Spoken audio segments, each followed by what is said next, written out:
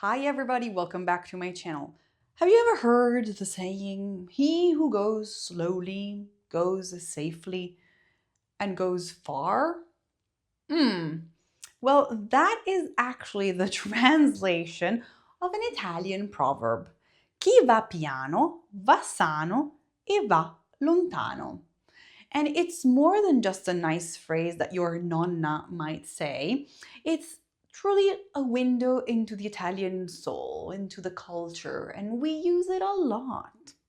In this video, we're going to dive into the hidden meanings behind Italian wisdom. We're going to reveal the profound cultural insights that still shape daily life in Italy today. All this to say, we're gonna look at Proverbs. By the end of this lesson, you'll understand what they really say, why we use them, and so you get a little insight of the real Italian life. So the first one is the one that I mentioned before. Chi va piano va sano e va lontano. So he who goes slowly goes safely and goes far. This is probably one of the most famous Italian proverbs that you will hear. Some people add a little extra section, which is chi va piano va sano va lontano, chi va forte va alla morte. So to say, hey, take it easy, take it slowly. So if you take your time and you don't rush things, everything will be okay.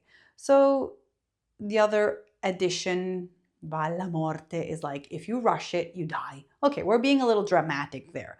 But this is to show you how we try, at least, to take life in a less stressful way.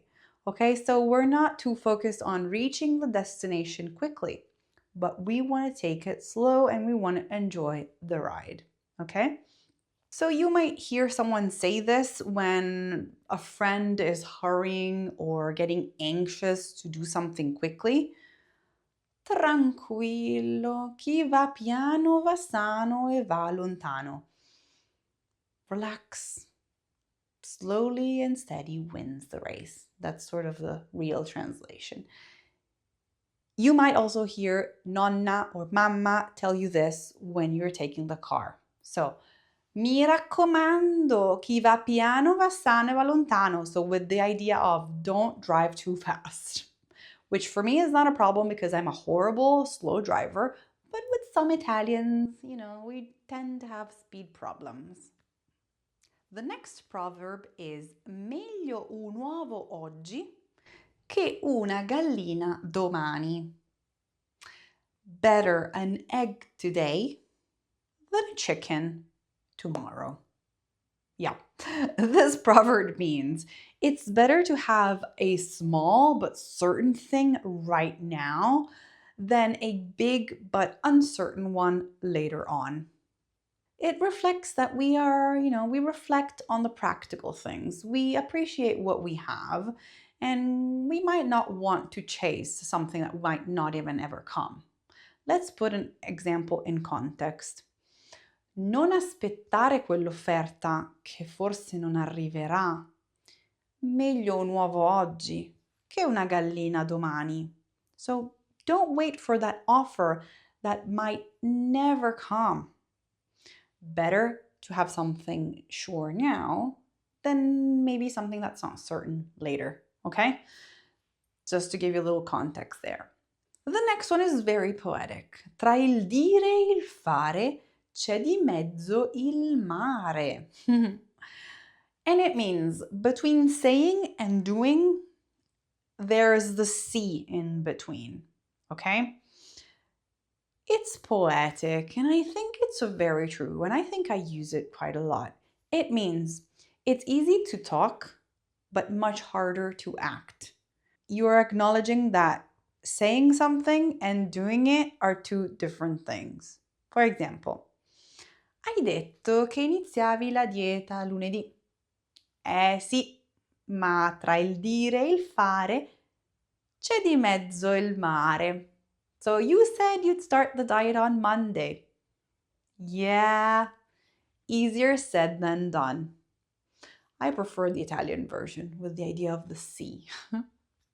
The next one is non tutto il male viene per nuocere. Not all bad things come to harm. This proverb expresses optimism, okay? So the idea that something negative can actually still lead to something positive. I like this proverb. Yeah, I think it's something that I use as well. An example into a sentence. Ho perso il lavoro, ma ho trovato un impiego migliore.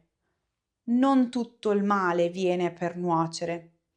So, I lost my job, but I found a better one. So, I think in English you could say like, every cloud has a silver lining. That's sort of the idea.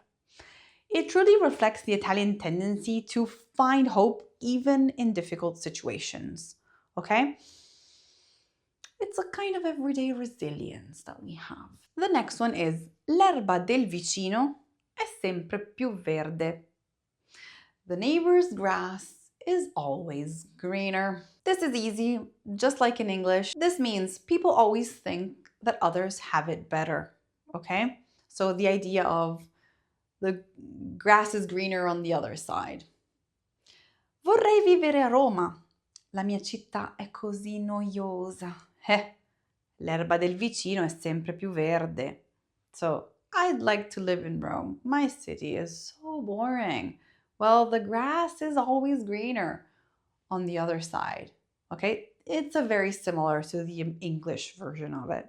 I think it's a proverb that sort of makes us think, stop and appreciate what you have. Be grateful. The next one is a caval donato non si guarda in bocca.